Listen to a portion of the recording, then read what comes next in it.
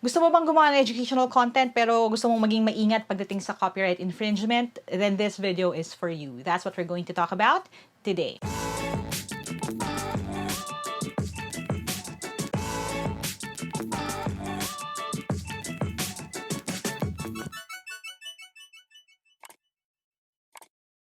Hi there! Thank you for checking out my channel. Thank you for clicking on this video. If this is the first video that you're watching from my channel, I make educational and motivational content. So if you don't want to miss any of my new uploads, don't forget to subscribe and hit that bell icon. Now, itong video na ito ay part ng series natin ng Learn to Teach, in which I try to help educators or at least those na gustong gumawa ng educational content online sa kanilang production or paggawa ng content. And etong tanong na to is something na umaangat na sa surface lalo na dahil paparating na yung launch ng bagong school year in which a lot of yung teaching will happen online.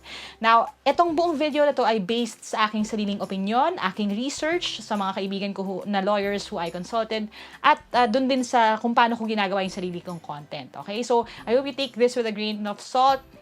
Ito ay something lang na I'm making simply kasi gusto ko to help protect you, lalo na dun sa possibility nga ng lawsuits pagdating ng panahon. I know kasi how strong the urge is to create educational content online. I mean, bakit ba natin gagawin ito? Why would we put ourselves out there?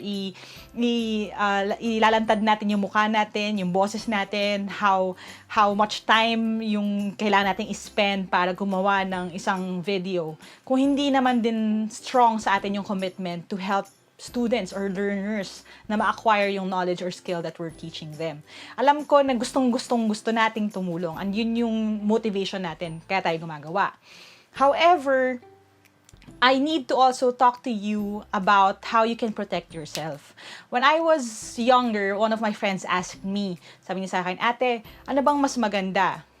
Do you do the right thing or do you do things right? If you were to choose, do you do the right thing or do you do things right?" Sabi ko sa kanya, hindi ba mas okay if we do the right things right? Anong ibig sabihin ko doon? When we choose to do the right thing, which is this, to teach and democratize education in the Philippines, sana we do it the right way din. And ano yung right way? Yun yung pag-uusapan natin ngayon. Now, bakit? Kasi again, dahil mas marami ng content ang mapoproduce online, lalo sa mga susunod na mga buwan, a lot of the owners din ng mga copyrights, mga publishers ng books, and yung mga may-ari ng mga photos, videos, music, na pwede nyong ilagay sa inyong videos, will also lose part of their income. Kasi nga, nasa gitna tayo ng crisis ngayon. And ang ibig sabihin nun, sa akin, again, this is me playing out scenarios in my head. Ang ibig sabihin nun would be dahil nabawasan ng kanilang income stream dahil walang mga live performance or walang masyadong sales ng physical books, ay magmamigrate din sila online. And with that, kailangan din nila ng additional streams of income. And if it takes suing people who are making money out of their own content, baka umabot sa point na yon. And I'm making this video para hindi na muna umabot doon. Hindi na umabot sa sukdulan na yon. Now, ito yung aking sariling take dito. I would rather err on the side of caution. Ang ibig sabihin nun, mas mabuti na mas maingat tayo. Again, we have to do the right things right. Now, when it comes to copyright, ang simple na governing na concept would be, you can't copyright ideas, but you can copyright works. Anong ibig sabihin nun? If I have an idea, like for example, yung technique na chunking when it comes to adding numbers, that is an idea. But you cannot steal my idea. You can teach your students that. But the moment na meron akong published work, ginawa ko siyang problem, ginawa ko siyang video, tapos kinuha ninyo yung video or problem or book or page na yon from my own library at ginamit ninyo to make money, then it becomes illegal. Kasi now you're not just stealing the idea, you are stealing the work that I made or put into kung ano man yung output na yon. And ganun din for a lot of the other works na pwede ninyong gamitin sa inyong video. Everything from the pictures that you use sa inyong PowerPoint presentations, the music that you use, the graphics, the text, the problems that you use, pwedeng maging opening yan for people to sue you for copyright infringement. Now, I also have to mention na meron tayong exemption pagdating sa works na ginagamit for educational purposes. And a lot of educational content creators think that they can actually get away with things by saying na bakit educational naman yung content na ginagawa ko eh. Ginagamit ko naman tong problem na to na kinuha ko sa isang libro dahil gusto kong mag-educate ng ibang tao. So then I can use it for free. And the answer to that would be yes. Actually, you can take anything, clips ng news articles, may photos pa nga, and use it for educational purposes. But the moment that you put your content up on YouTube or ibang social media platform at binuksan mo yung pinto for monetization or ang pagkakaroon ng income or kita doon sa content na pinroduce mo using excerpts or work na ginawa ng iba, nagkakaroon ka na ng responsibilidad. Okay? Parang ninakaw mo na rin yung gawa nila dahil pinagkakaperahan mo na siya. Okay?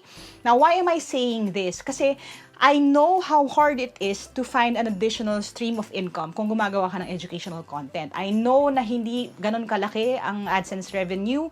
I know na hindi ganun karami ang brand deals pag educational ng content mo. I've been doing it for 5 years and still I have very limited na streams of income.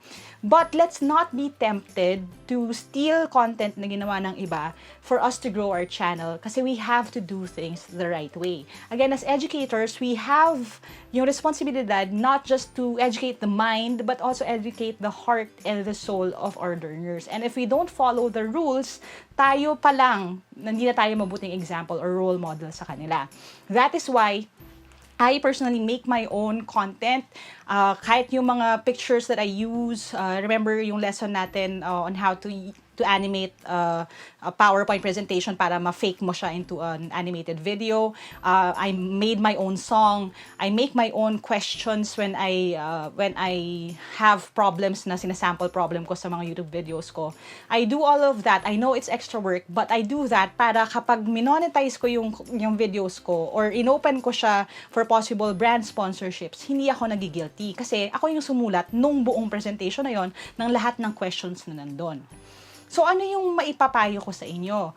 Hindi ko kasi kayo pwedeng awatin na i-monetize yung content niyo. In fact, I encourage you to do that. Kasi kung hindi mo i-monetize yung content mo, sayang din naman. Pinagbusan mo na ng oras, di ba? At saka syempre, alam ko na kailangan din natin ng pera para bumili ng equipment, para mabuhay, para magkaroon ng additional streams of income, para maging sustainable itong ating quest to democratize education in the Philippines. So I'm all for you monetizing your content, but please do it right. Kasi ang fear ko here would be, if for example, you are a YouTuber creating educational content, tapos kumuha ka or gumagamit ka ng mga questions na galing sa reviewer or review book or any textbook na gawa ng iba. Ginawa mo siya, tapos nilagay mo siya sa YouTube, tapos kumikita ka na ng katiting. Alam ko kung gaano kaunti yan. Katiting sa AdSense, sa Google AdSense, sa iyong YouTube video, using a question or two na galing sa librong sinulat ng iba. If, for example, that publisher or that author sees na you are using yung kanilang gawa sa isang monetized na content and they sue you, baka umabot sa point na mas malaki pa yung ibabayad ninyong danyos sa pagnanakaw ng gawa nila kaysa dun sa kinikita mo sa AdSense. So, if you think about it, abonado ka pa, hindi ka na kumita, abonado ka ba pa dahil nagnakaw ka ng tanong ng iba. Ang nag-iisang recommendation ko is for you to create your own questions, create your own diagrams, create everything para pwede ninyong i-monetize yung content ninyo and still sleep soundly at night. Kasi you can argue in court talaga na, hindi, educational lang naman yung layunin ko, hindi naman ako nagnanakaw nag-share lang ako ng knowledge. Yes, you can say that over and over again. But, again, when it comes to people with big shot lawyers who have armies ng mga researchers, they can actually bankroll yung lawsuit na yon and bankrupt you. So, sa akin, mas maganda yung mas maingat na lang tayo. Now, again, I'm not making this video because I want to scare you out of making educational content. I encourage you to create educational content. However, if you want to actually monetize your content, if you want to do this right thing right, mas maganda if we follow the rules. Yun yung aking pansariling message or opinion at yun din ang aking maipapayo sa inyo. I know it's going to be challenging. Again, doing this for 5 years, challenge na bawat video na gagawin ko, kailangan kailangan kong mag-isip ng panibagong tanong. If you've watched any of my language videos, di ba, I try to make the questions pa nga as logically sound as possible. I make them paragraphs para hindi lang dun sa fill in the blanks na tututo yung students, pero para pati dun sa kung paano mag-construct ng paragraph or mag-construct ng thought. And it's really challenging. It's extra work for us. Pero ang consolation here is that I know na if you are really doing this for the right reasons, which I know you are, hindi magiging ganong kalaking abala sa inyo to create your own questions. Kasi you already are doing that. I remember when I was in high school, yung aking math teacher nung first year, meron siyang isang buong record book na ganito kakapal ng mga sample problems. And every time na magdidrill siya sa amin ng algebra questions, she would get questions from that notebook. Sinilip ko yun minsan kasi nalate ako sa klase, so dumaan ako sa harap ng klase. Tapos nakita ko handwritten yung bawat tanong na nandun sa book na yun. These are questions that she wrote at questions na ginagamit sa akin, sa iba pang batch na tinuturuan niya, ibang sections pa. Doon siya kumukuha. Meron siyang sarili niyang test bank. And I know a lot of you teachers already have that. So if you could, please just use questions that you made instead of questions that you get or stole from other books or content or other things that other people made, para hindi kayo natatakot or nababagabag every time you hit upload. Alright, so yun lang yung aking maipapayo sa inyo. I will have other resources posted sa description box sa ibaba. If you want to read up on it or watch yung mga videos of other discussions on this topic, you can read up sa baba rin and find out more. Para you can form your own opinion. Again, all of this is my opinion, aking maipapayo sa inyo based on my experience, and yun muna for now. Okay? So thank you guys for watching. Again, if you want to learn more about dun sa paggawa ng educational content, the playlist will be right here. We already made a bunch of videos on the equipment that I use, anong pwede mong gawin kung isang phone lang meron ka. All of those will be available sa playlist na ito. Hopefully, ito yung aking maiaambag as we enter the new normal sa gitna ng pandemic, na sana totoo na, as we say dito sa channel to, never stop learning. Tayong mga educators din in our own little circles will never stop teaching as well. Aja, I'll see you in my next video. Bye for now.